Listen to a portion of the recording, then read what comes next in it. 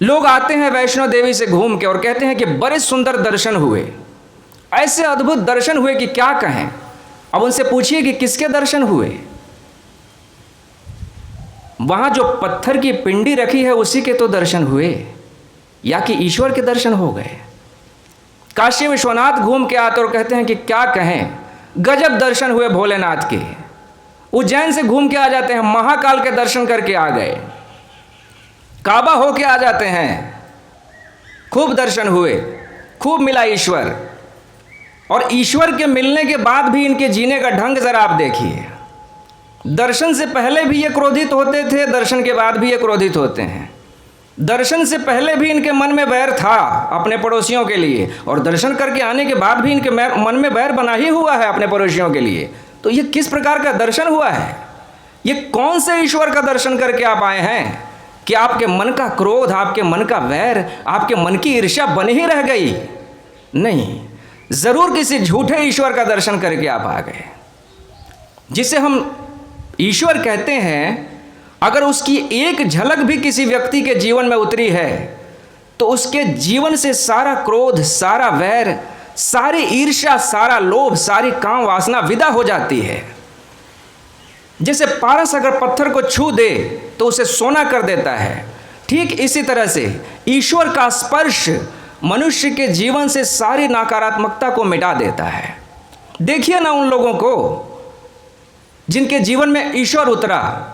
जरा नानक के जीवन को देखिए, जरा कबीर के जीवन को देखिए, जरा विवेकानंद के जीवन को देखिए, जरा बुद्ध के जीवन को देखिए, और देखिए उनके जीवन को और कहिए कि क्या उनके जीवन में क्रोध है कहीं? क्या किसी भी मनुष्य के लिए उनके भीतर वैर है?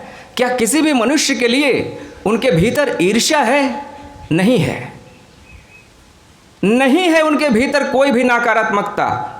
यही बात प्रमाणित करती है कि उन्होंने ईश्वर के दर्शन किए हैं। लोग पूछते हैं कि क्या प्रमाण है कि बुद्ध को ईश्वर मिला था?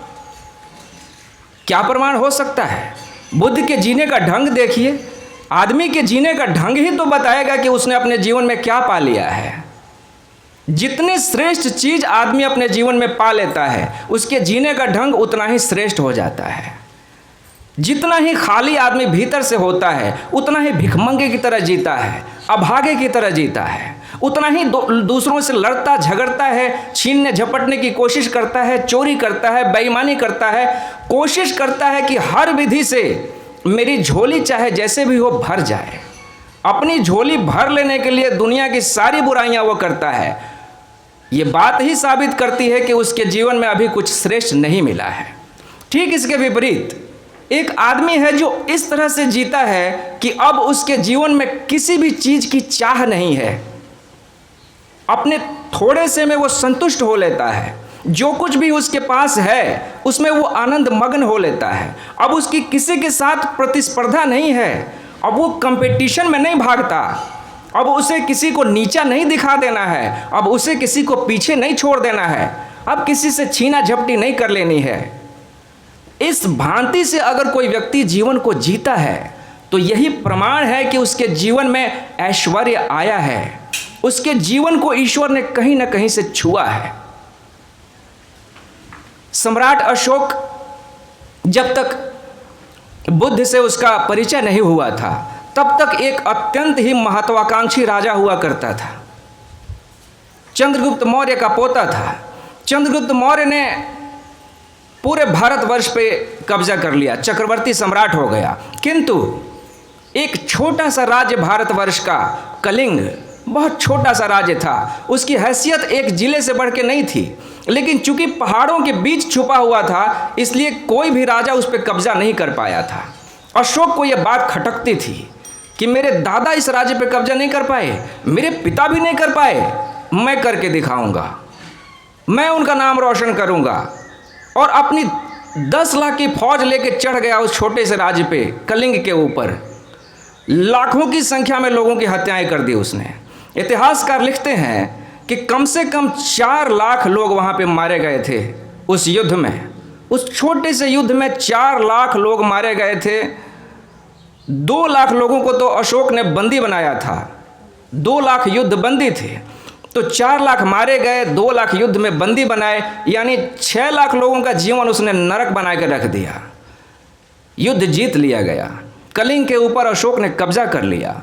और जब कलिंग का भ्रमण करने के लिए वो पहुंचा और वहां जाने के बाद जो भयानक नरसंहार उसने देखा, खून की नदियां बहती हुई देखी, विधवा औरतों के चित्कार सुने, अनाथ बच्चे भागे फिरते थे यहाँ वहाँ भूखे छटपटाते रोते हुए। अशोक के भीतर की सारी महत्वाकांक्षा वहीं पे धराशायी हो गई। अशोक की आत्मा बिलख उठी। उसने सोचा कि ये किस तरह की जीत है, इसी जीत के लिए मैं अब तक लालायित था।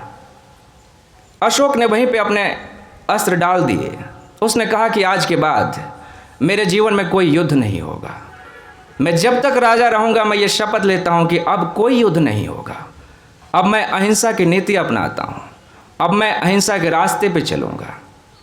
उसने एक बुद्ध के भिक्षु को, बुद्ध के सन्यासी को अपने महल में आमंत्रित किया और उसने कहा कि मुझे बुद्ध के धर्म की दीक्षा दो। मैं बुद्ध की शरण जाना चाहता हूँ, मैं धम्म की शरण जाना चाहता हूँ, मैं संघ की शरण जाना चाहता हूँ। बुद्धम शरणम गच्छामि, धम्मम शरणम गच्छामि, संघम शरणम गच्छामि। अशोक बुद्ध का सन्यासी हो गया।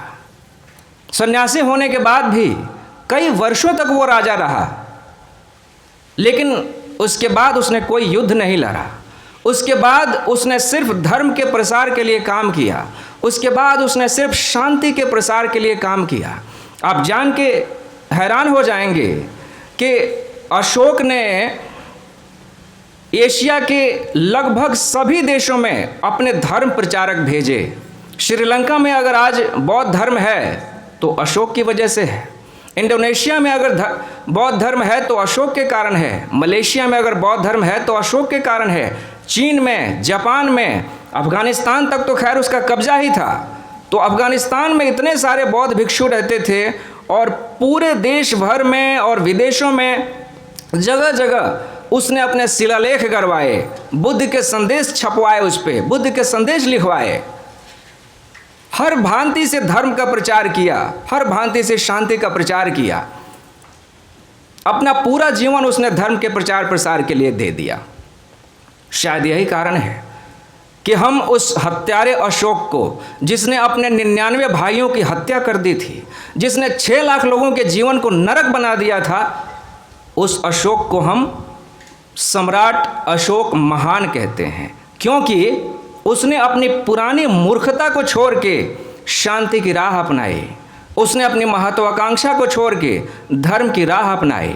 उसने हिंसा की राह को छोड़ के अहिंसा की राह अपनाई।